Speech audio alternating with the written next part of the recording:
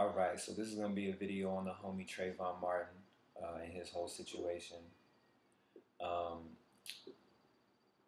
I wanted to, take a little time to let things die down. Um, I definitely wanted to say something on it, but I definitely wanted to wait for the right time. And I wanted to see how things developed and unfolded a little bit. Um, with this video, I definitely, mean no disrespect to, Trayvon Martin, his memory, his family. And anybody else that may feel passionately about this topic, you know. Um, so I wanna come from a place of non-judgment and just truthfulness about the situation and how it unfolded and now the aftermath. Um, I think I think this is the main thing I want to say about it is that we as a people we have to stay consistent in our opposition to injustice. You know, um, we have to stay consistent when people are being exploited or when people have been done wrong or when there is something that's just simply unfair. You know, we have to react consistently. You know, um, across the board and be aware of these things consistently across the board. Um, so when the Trayvon Martin thing went down, um, a lot of people had reactions to it. There were a lot of marches here in Harlem. There were a lot of marches around the country. People were fucking shit up. As usual. Um, not all. I don't want to characterize it like that, but there was some destruction. People wrote about it in different ways. Uh, People protested it in various ways.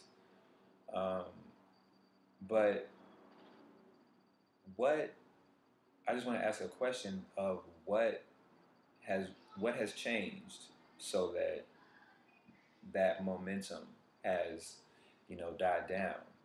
You know, um, what was the significant change that we as a society went out to get in response to the Trayvon Martin ruling, and that we succeeded in getting that has now led to us getting back to business as usual? You know, if we were marching 3 weeks ago, why are we still not marching today? Um, and so it's that idea of remaining consistent, and not just to certain kinds of injustice or the injustice that's put in front of us by the media, but the injustice we see go on around us, or even the injustice that goes on below the radar. There's a lot of that. There's a lot of bad things happening in the world to a lot of people who don't deserve it. And where are we at for those people? What are we doing for those people? Um, and again, I hold myself to this same exact standard. It's not as if I'm coming down on people. I want us as a society to get better at this. I want us as a people to get better at this. Um, so there were two main themes I wanted to get at with this video. One is to remain consistent to all in our opposition to all forms of injustice in any form that it takes to any person that it happens to, including the earth itself. And the second theme is for us as a people to be more organized and intentional in our activism efforts. I'm gonna really hold. Let's see. I got a little oso with me. You see that? That's a lapis lazuli. I got my little oso with me because I wanna you know really bring us together on this one and say this as well as I can. Um, but the the social order or the system, right? It loves to see people marching. It doesn't love it, but it doesn't hate it. It prefers the march. It will allow the march. It will give you a permit to hold your march. I'm not saying the Trayvon Martin thing was that, because that certainly wasn't that. But it is comfortable with the people marching. And there's a reason for that. It's because it is a, hold me tight also, it is a reaction that, if not done intentionally and with a certain level of organization, does not yield any long-term results. As you can see, um, there are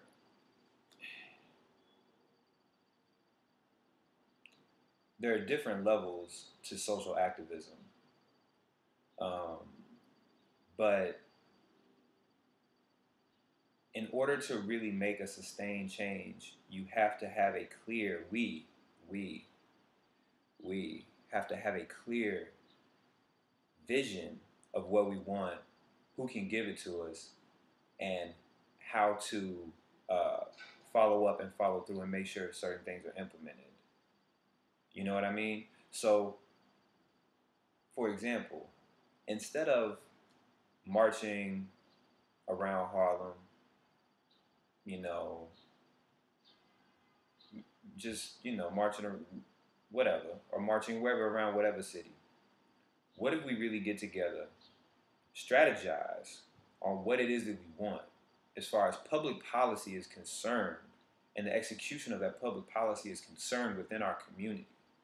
We get together on that same page, and we find out what is the legislative body that can give that to us. Not who has to go to somebody else to get it, but who can, we put the pressure on them, they sign it off, they got the pen, they sign it off, it is into law, and it is applied. Who is that person? And then we decide, you know what, we're going to march to that person's office, or we're going to march to their headquarters, make our wishes be known. Because remember, the politicians work for us, the people. We are the creators of public policy. We've kind of vacated that as of late, but the premise still holds true. I'm saying all this to say,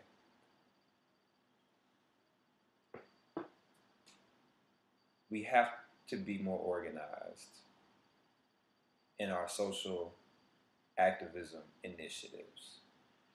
We don't need a million different movements doing a million different things with a million different people going a million different directions.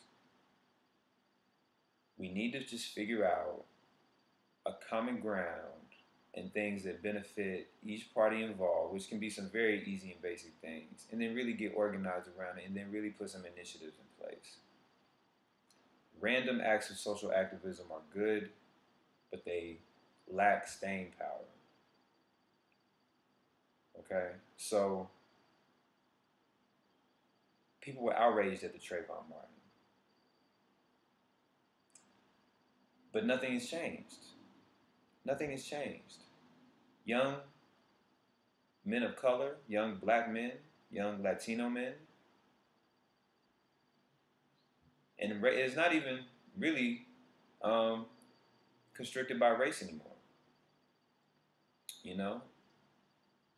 But just people are being profiled. Young men of color are being profiled every day. They're being arrested, incarcerated, killed every day, harassed every day. So why are we not marching? Why? What makes them any different from Trayvon? You see what I'm saying? All life matters. All life is equal. And so we have to act accordingly. And so bringing it back again full circle, the two main themes that I really wanted to emphasize, that we as a people, we have to stay consistent. We have to stay consistent with our opposition to injustice. Whenever there is an injustice to anybody of any form, somebody has to stand up and say something. And then more importantly, we as a people have to get together, get organized, and do something. Okay? Because this social order out here does not have our best interests in mind. You can't be surprised at the verdict. You can't be surprised that a system based off imperialism, murder. The, listen, listen. This it's hard to define because it's so many different dimensions to this social order, how it operates, and where the evil really lies. But we are a country that was built on murder, imperialism, slavery, exploitation, robbery, extortion. We overthrow countries all the time. We kill people all the time. We kill innocent people. We kill quote unquote bad people. We kill communists. We kill anarchists. We kill people who don't agree with our public policy. That is to say, our economic policy, which is to say imperialism, which is to say, give me your shit. You know, we're gangsters. We're gangsters. So don't be surprised when gangsters do gangster shit and support other gangsters doing gangster shit, like shooting a young black man. You know, that's nothing. That's nothing to the system. Okay, so don't be confused about what we're dealing with. Um, Bringing it back full circle. Thank you, Oso. Bringing it back full circle. Second point. Um, we got to get more organized, y'all. If we really want to see some change out here, we got to get more organized. We got to have some clear directives, some clear goals. People got to humble themselves. They got to put that ego to the back and put the common good to the front. That's all. That's all this is. Teamwork makes the dream work. All day, every day, twice on Sunday. And we're gonna dig a little bit deeper into that. I'm gonna keep this quote unquote short. I'm at 12 minutes, but I'm gonna keep this quote unquote short. And but I'm gonna be back on that topic about how to get more organized and things that we can do to be more organized as a people in our efforts to improve the quality of life for people everywhere. Because that is our mission. We need to improve the quality of life for people everywhere and improve their access to different opportunities and different experiences and different ways to develop themselves. Um, we have that responsibility. Each one of us does. So I'll be back with that. But I just wanted to drop this one. I'll talk to y'all soon. Peace.